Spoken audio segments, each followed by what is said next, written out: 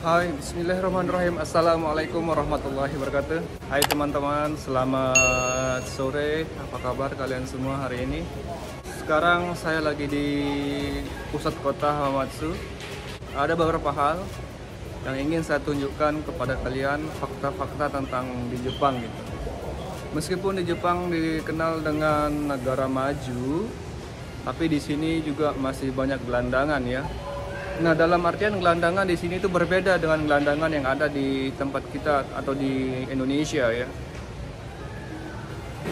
Di sini itu gelandangannya kayak lebih apa ya? Maksudnya lebih keren lah, nggak kumal-kumal kayak di Indonesia begitu. Mereka juga sama tidurannya di emperan-emperan begitu.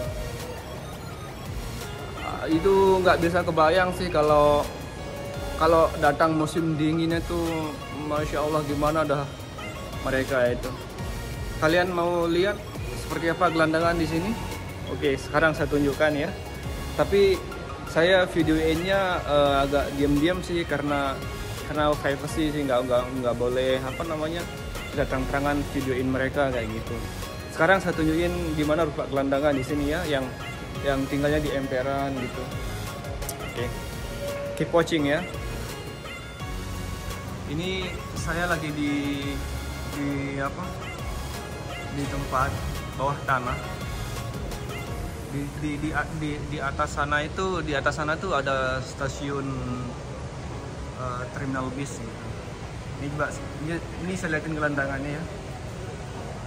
Nah, seperti ini salah satu contoh gelandangan di Jepang. Ibu-ibu di sini, mereka tidurannya di sini tuh, tapi mereka bawa koper, ada tempat duduknya, dan itu dia jalan. Ibu-ibu ini biasanya gelandangan di sini tuh kayak apa ya? Mereka cari makannya kayak apa ya? Cari-cari sampah kayak gitu, terus nanti dijualin kayak gitu. Ini di depan juga masih ada gelandangan nih. Nah, ini juga salah satu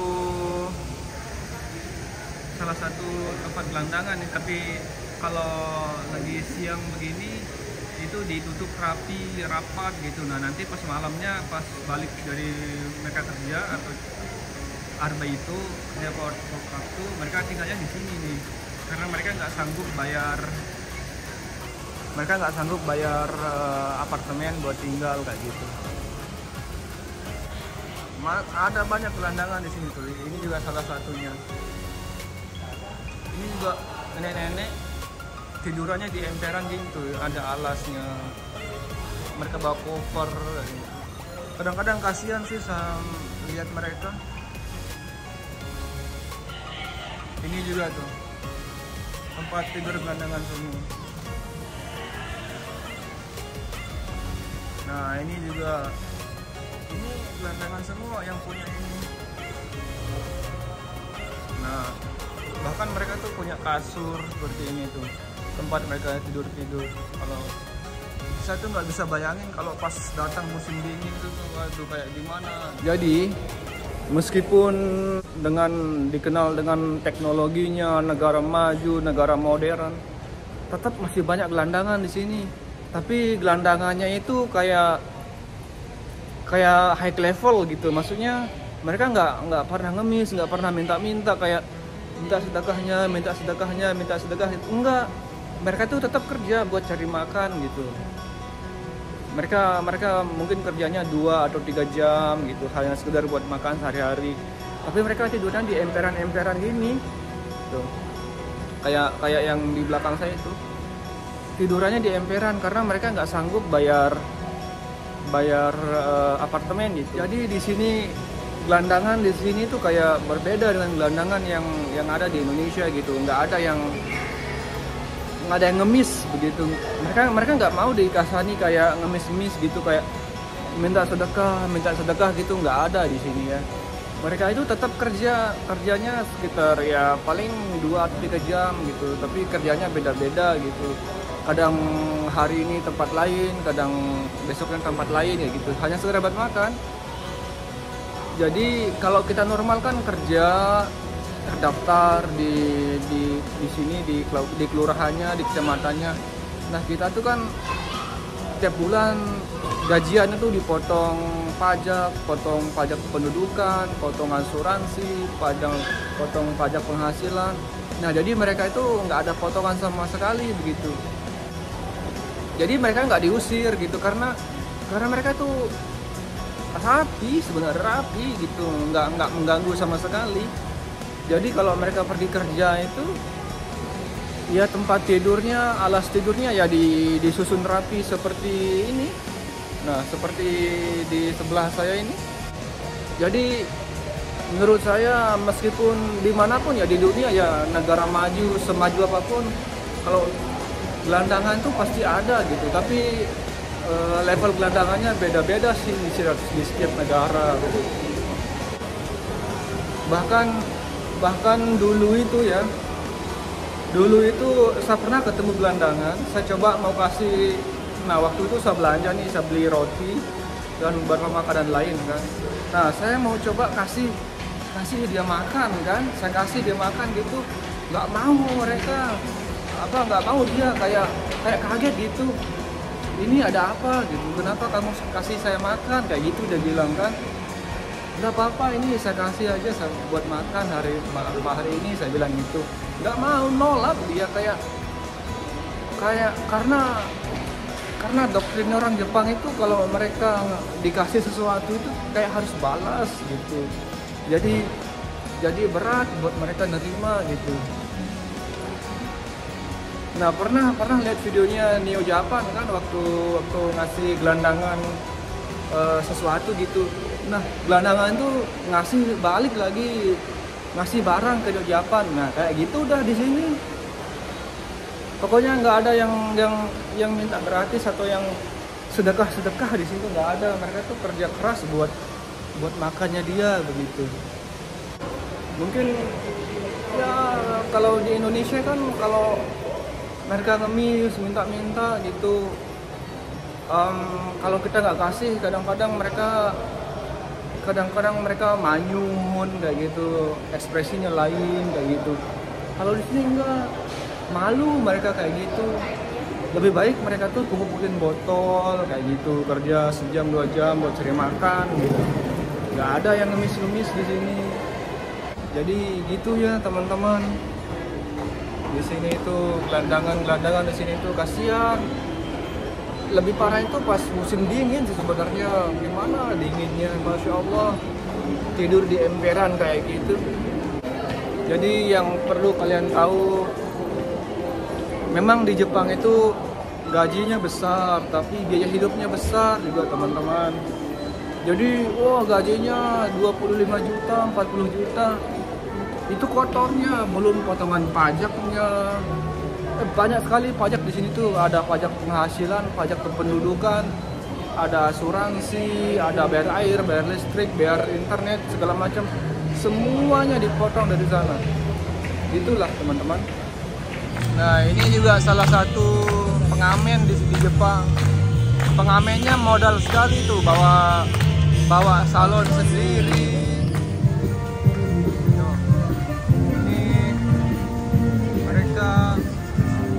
Goyang-goyang gitu, nanti ada yang kasih uang.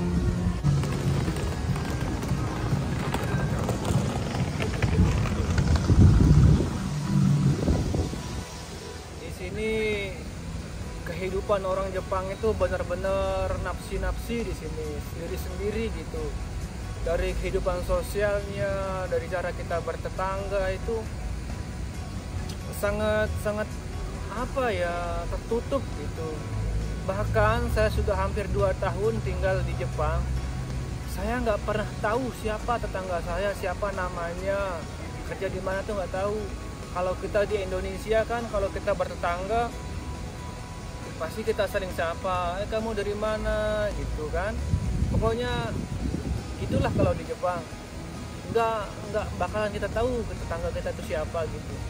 Dan kalau kita bertetangga di Indonesia, itulah hebatnya Indonesia ya, sosial kita tuh bagus ya. Kita tuh masih saling gotong royongnya bagus, keren, saling komunikasi gitu ya. kalau kita di Jepang ya, kita nih punya makanan nih, misalnya kita masak makanan yang banyak gitu, kita mau kasih tetangga kita itu takut kita. Kenapa kita takut? Rata-rata kan kita nih sukanya makanan pedas kan, yang sangat pedas begitu. Terutama orang Lombok sih, pokoknya yang suka makan pedas gitu. Contohnya, saya kasih tetangga saya makan nih makanan yang saya buat, tiba-tiba tetangga saya sakit perut gitu. Nah itu yang jadi masalah. Tetangga sakit perut, dia ke rumah sakit, nanti di rumah sakit nanya, kamu ngapain, udah makan apa? Oh saya dikasih makanan sama ini gitu. Dan nanti lapor dia ke polisi kayak gitu. Dia di sini itu dikit-dikit serba polisi gitu. Tapi ya begitulah kehidupan sosialnya di sini itu kayak kaku gitu. Tapi mobilitasnya sangat tinggi di sini. Negara maju, teknologinya canggih, pekerja keras, gaji gede. Tapi banyak yang stres orang-orang di sini itu sih yang saya tahu. Karena orang-orang Jepang itu gila kerja gitu, pokoknya kerja terus. Jadi nggak mau nikah lah segala macam, itu hal lain lah maksud saya. Maksud saya itu dari kehidupan dari gelandangan segala macam, intinya nggak ada pengemis tuh nggak mau dikasihani kayak gitu. Mereka tuh pekerja keras ya, meskipun mereka tuh gelandangan, tapi mereka tuh berusaha sendiri buat cari makan kayak gitu. Jadi kalau kita di Indonesia tuh gelandangannya, pengemisnya ya ngemis dengan cuma-cuma, meminta dengan cuma-cuma gitu. Berbeda kalau di sini itu mereka tuh meminta atau mengemis, tapi ada sesuatu yang ditawarkan begitu, kayak timbal balik kayak gitu. Oh iya, jangan lupa di Jepang itu meskipun wah enak ya kerja di Jepang, gajinya besar gitu sampai 40 juta, 30 juta dan rata-rata sampai 25 juta gitu. Oh kalian jangan salah dulu, jangan salah persepsi dulu, saya bilang kan.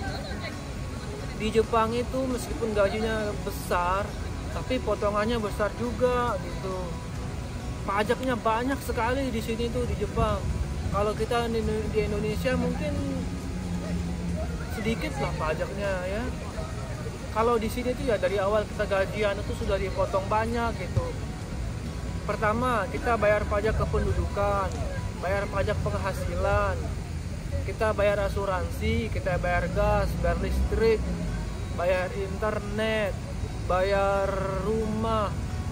Pokoknya banyak sekali potongan kita.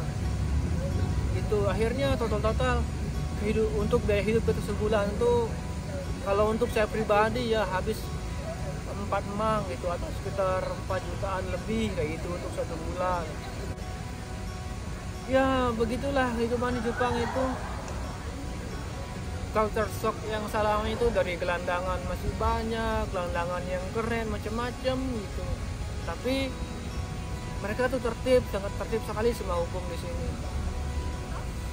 Oke teman-teman, sekian dulu ya. Itulah pengalaman saya tinggal di Jepang dengan culture shock yang saya alami. Jangan lupa like, komen, dan subscribe. Bye bye.